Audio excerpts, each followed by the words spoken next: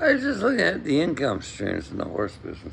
He started writing a magazine called the Small Farmers Journal from Two Sisters, Oregon. His girlfriend was a photographer.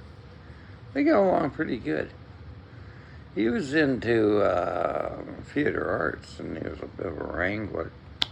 But he used those skills to get working with draft horses and farming. Lynn Miller from Two Sisters, Oregon. I know him. I've talked to him. I like him. I studied that with Lynn up here in North Ontario. And, I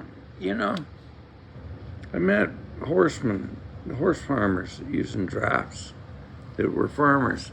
And they just found that it was cheaper, it was a little slower. But I walk everywhere, you still get there.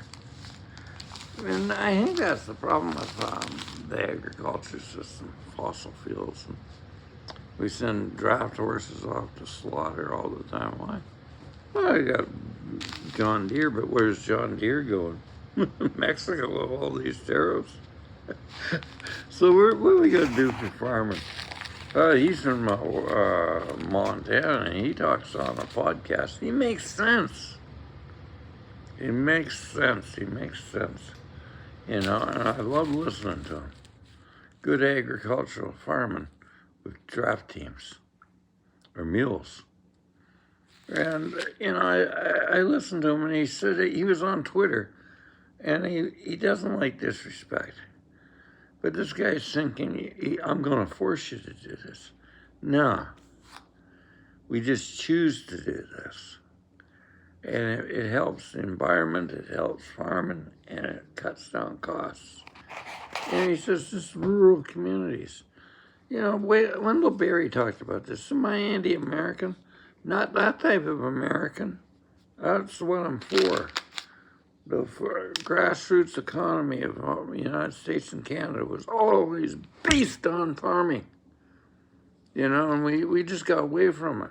And then we got trains, and we could get around to market. We could grow a little bit more food and build an economy. Now we got fractional reserve banking and no help at all. It's just a disaster. But we were expanding our operations, and that's how Canada and the United States grew. Grassroots. Remember, that's not communism. Communism was the unionization of systems. So what's the means of production?